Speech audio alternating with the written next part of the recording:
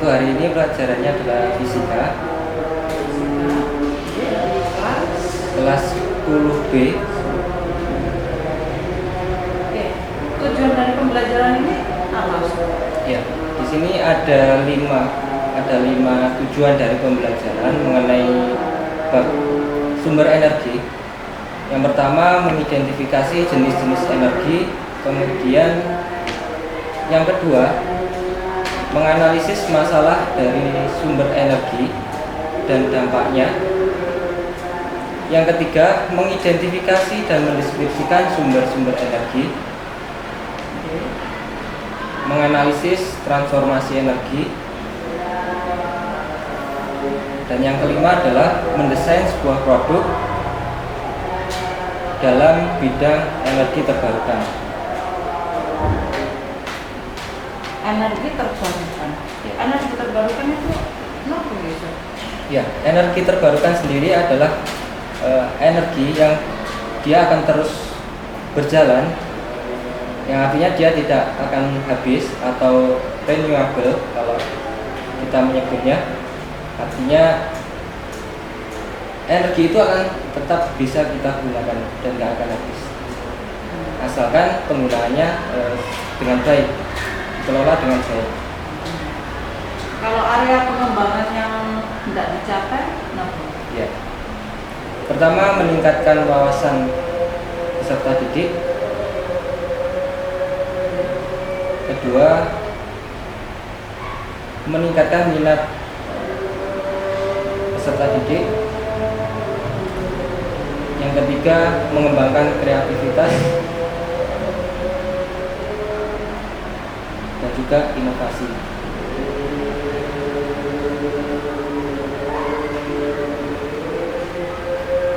Strategi yang disiapkan Ya. pada pembelajaran hari ini apa? Ya, untuk pembelajaran kali ini di materi sumber energi ini saya memakai pembelajaran dengan model PJBL, di mana pembelajaran ini berfokus pada project based learning, ya, terintegrasi STEM, artinya kita menggunakan science, teknologi, engineering sama matematik. Nanti kita akan gabungkan, kita akan integrasikan itu dengan PJBL. Kalau di kelas nanti kira-kira ada media yang mau digunakan? Ya, biasanya kita menggunakan BPT.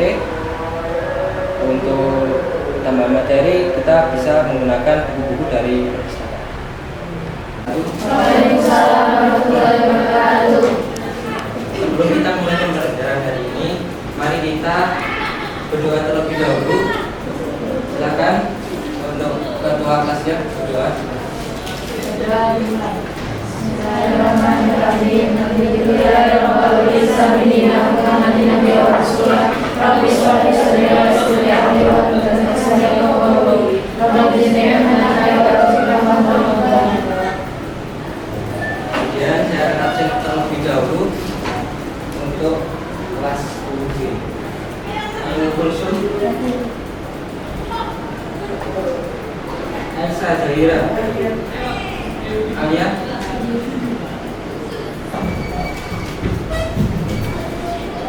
Sabita, kemudian Zahra. Oke. Energi adalah kemampuan untuk melakukan usaha. Contohnya apa? Kalian naik ke sini atau dari asrama datang ke sini itu membutuhkan energi. Nah, energi itu adalah kemampuan untuk melakukan usaha. Hari ini kita akan belajar mengenai energi terbarukan, energi baru dan terbarukan. Tujuan dari pembelajaran ini apa? Yang pertama, mengidentifikasi jenis-jenis energi, mendeskripsikan dan perubahan energi yang terjadi dalam kehidupan kita sehari-hari. Kemudian yang kedua adalah menganalisis masalah dan juga dampaknya dalam kehidupan sehari-hari. Entah itu masalah mengenai energi, krisis energi, ataupun energi terbarukan yang nanti akan kita bahas. Ketiga, mengidentifikasi dan mendeskripsikan sumber energi alternatif atau energi terbarukan. keempat, menganalisis transformasi energi pada produk teknologi. Transformasi itu adalah perubahan energi. Yang awalnya kita pakai energi konvensional, mungkin kita ubah menjadi energi terbarukan. Yang kelima, ada mendesain produk kreatif bidang energi terbarukan, kemudian melakukan uji coba terhadap produk tersebut. Nah, ini kemarin sudah kita bahas mengenai, saya inginnya kalian punya sebuah produk yang itu berkaitan dengan energi terbarukan. Nanti untuk pembelajarannya yaitu project based learning ya, jadi berbasis project. Lalu pernahkah kalian berpikir energi baru itu apa? Dan energi terbarukan itu apa? Pernah melihat contoh soal atau aplikasi dari energi terbarukan? Pernah? Enggak pernah? Ya, nanti akan kita bahas. Itu pembukaan untuk energi terbarukan. Nah, sekarang kita masuk ke materi. Energi terbarukan merupakan energi yang dapat dihasilkan dari sumber energi secara alami, tidak akan habis dan dapat berkelanjutan jika dikelola dengan baik. Ini tolong digarisbawahi, jika dikelola dengan baik. Yang artinya apa? Nanti saya akan jelaskan. Energi terbarukan itu disebut juga sebagai energi yang berkelanjutan atau sustainable energy. Kenapa kok nggak free energy? Kenapa? Free energy itu artinya adalah energi bebas. Ingat hukum kekekalan energi, bahwa energi itu tidak dapat diciptakan dan tidak dapat dimusnahkan. Yang artinya energi itu akan terus berputar. Energi itu akan berganti ke energi yang lainnya. Misalnya energi listrik nanti akan berubah menjadi energi angin, kipas. Energi cahaya misalnya adalah lampu. Sama sebetulnya energi terbarukan nanti mungkin akan habis juga kalau tidak dikelola dengan baik. Kemudian energi terbarukan contohnya apa? Ada biofuel, ada biomasa. Biomasa itu kalau kalian tahu itu berhubungan dengan kotoran hewan, kemudian sampah organik itu bisa digunakan untuk biomasa. Biasanya gasnya yang digunakan, bukan cairannya. Selanjutnya ada panas bumi. Nah, ini kemarin juga sudah pernah kita bahas sedikit. Indonesia nggak kekurangan energi terbarukan, termasuk panas bumi. Di Indonesia sendiri ada pembangkit listrik panas bumi, ada di Dieng. Kemudian ada energi terbarukan dengan angin, air, ini yang paling umum ya. Ada energi angin atau pembangkit listrik tenaga bayu. Ada energi matahari, apalagi kalau Indonesia ini kan dilewati oleh khatulistiwa, yang artinya tiap tahun matahari ada di atas kepala kita. Ada yang namanya matahari itu ada di selatan atau di utara kita. Dan ini menguntungkan kalau pembangkit listrik tenaga matahari bisa kita ciptakan di Indonesia. Kemudian ada gelombang laut, dan yang terakhir ada pasang surut. Nah, bedanya adalah kalau pasang surut itu biasanya diletakkan di tepi pantai, bukan di tengah. Kalau gelombang laut biasanya diletakkan di laut dengan arus deras. Nah, pemanfaatan energi terbarukan di Indonesia itu masih 5% saja. Padahal angin ada, kemudian matahari tiap tahun kita dilewati sinar matahari. Apalagi angin, tenaga ombak. Kita termasuk dalam negara dengan pesisir pantai terpanjang. Kenapa kok nggak dimanfaatkan? Nah, nanti akan kita bahas mengenai problematika kenapa kok energi terbarukan belum diterapkan di Indonesia. Ini ada target dari pemerintah, kita bahasnya yang dalam negeri aja ya. Ini yang paling umum digunakan. Ada oil itu ya berarti minyak, natural gas, gas alam, kemudian coal itu ya batu bara. Other ini maksudnya ke energi terbarukan. Nah, energinya 17%, dengan deskripsi biofuelnya 5%, geothermalnya 5%, solar sama anginnya 2%. Liquid oil from coalnya cuma 2% aja. Oke.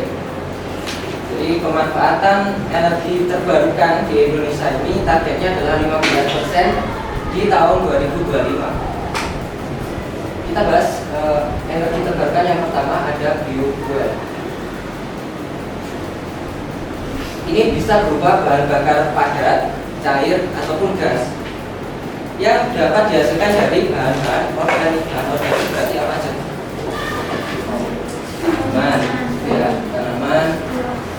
tanaman pun juga nggak semuanya bisa. Di situ dideskripsikan ada sorghum sama tebu, itu yang paling banyak digunakan. Kemudian tanaman-tanaman yang punya kandungan nabati yang tinggi itu bisa digunakan untuk biofuel. Misalnya ganggang, kelapa sawit. Nah, apalagi di Kalimantan atau di Sumatera ini prospek energi terbarukan sangat besar. Yang kedua, ada energi dari biomasa. Biomasa bisa dari kayu, limbah, alkohol, misalnya tape. Ini mungkin pernah kalian untuk bereksperimen menggunakan tape. Ya, bukan membuat tape, tapi dari tape itu kita tancapkan seng sama besi, nanti akan bisa menyalakan lampu. Ya. Mungkin nanti maksudnya ke project ya. Nah, di Indonesia sendiri sudah ada. Ini dia pakainya adalah tongkol jagung, PLTBM, pembangkit biomasa. Oke. Selanjutnya ada panas bumi atau energi termal. Jadi bumi kita itu juga menyimpan potensi panas yang tinggi. Nah, Indonesia dilewati oleh ring of fire, artinya daerah di mana dia dilewati oleh cincin gunung berapi. Ini potensinya juga sangat besar di Indonesia. 40% itu asalnya dari Indonesia.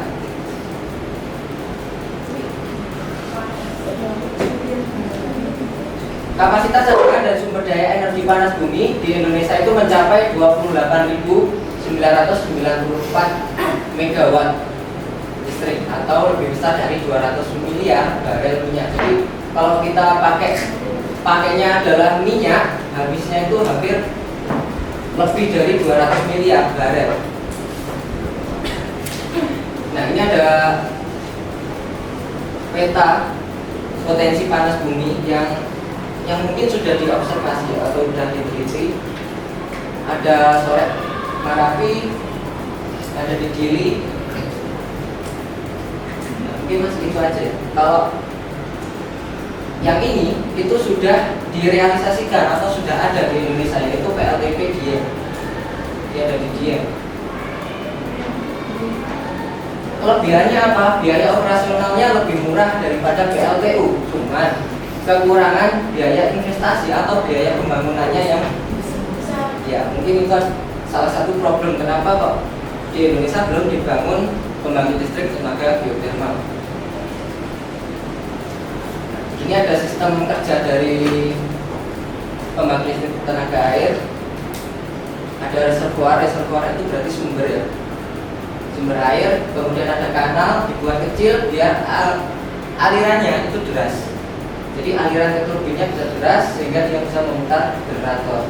Cuman pada kenyataannya PLTA yang ada di Indonesia khususnya dia masih menggunakan batu bara sebagai tambahan ketika airnya surut. Kelebihannya respon cepat dalam menyesuaikan kebutuhan beban kapasitas daya yang besar, dan umur PLTA itu tergolong lama, yaitu 50 sampai 100 tahun. Kelemahannya apa? Investasinya besar, lahan yang luas untuk membuat pusat listrik ini, gitu. Kan di beberapa tempat sampai suatu desa kan habis untuk buat ini. Kemudian ada pembangkit listrik tenaga angin atau dikenal sebagai energi listrik tenaga bayu. Bayu itu angin ya. Dirubah menjadi energi kinetik, kemudian kinetiknya dirubah jadi listrik. Memiliki biaya yang rendah dan sangat itu bisa digunakan untuk biomasa. Biasanya gasnya yang digunakan, bukan cairannya. Selanjutnya ada panas bumi. Nah ini kemarin juga sudah pernah kita bahas. Kemudian ada pasang surut atau PLTPS. Nah ini kalau yang ini dipasangnya di tepi pantai, di dekat tepi pantai, atau bisa juga dipasang di muara pantai. Mungkin ada pertanyaan lain mengenai energi terbarukan. Emang kok energi terbarukan itu bisa habis, Mas? Ya. Ingat tadi hukum kekekalan energi, bahwa energi itu tidak dapat diciptakan dan juga tidak dapat dimusnahkan. Yang artinya cahaya matahari itu nanti juga akan dikonversi menjadi energi listrik, dan ini enggak.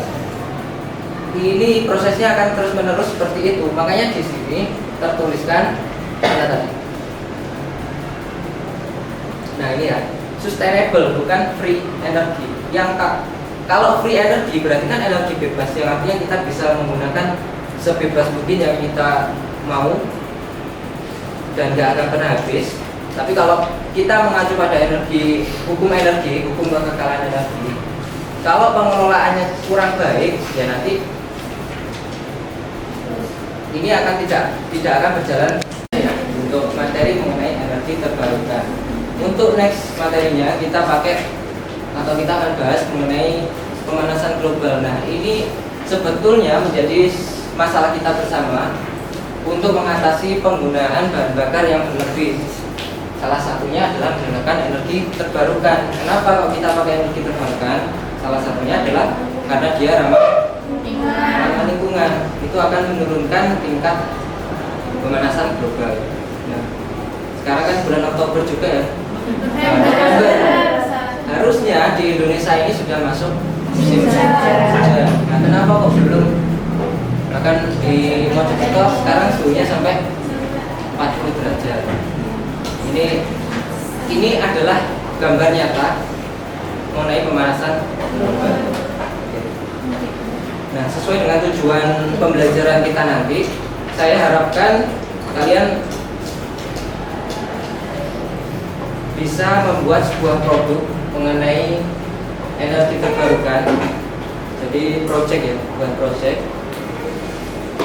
Dan nanti dari produk kalian atau project kalian harus sesuai dengan literatur dan harus kalian pertanggungjawabkan.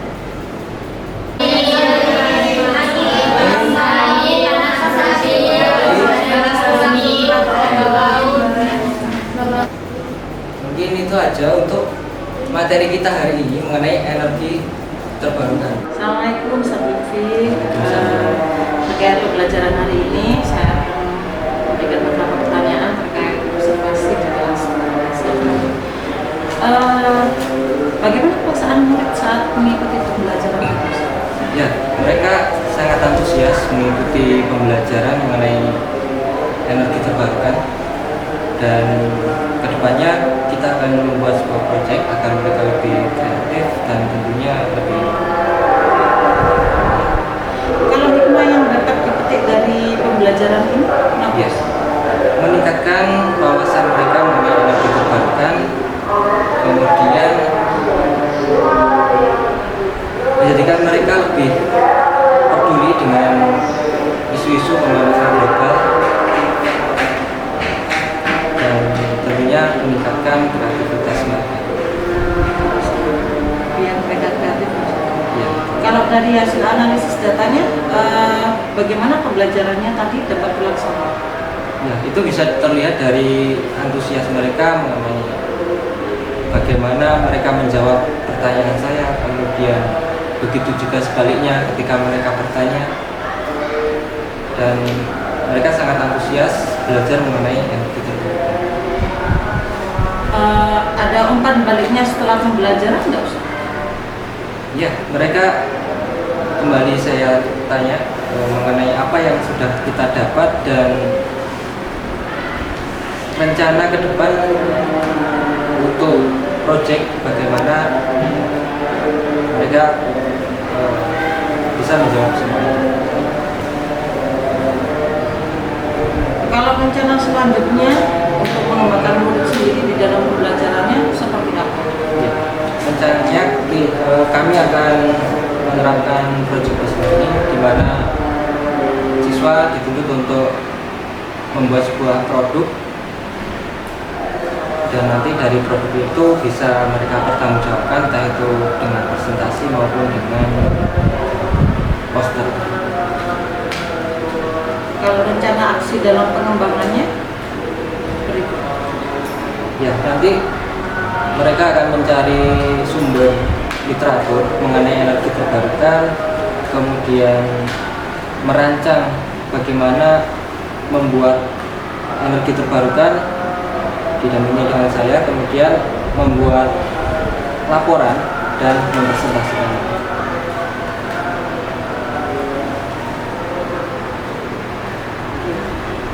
Jadi tidak lanjut dari kegiatan ini nanti anak-anak akan diberikan sebuah proyek yang mereka harus bisa mempertanggungjawabkan.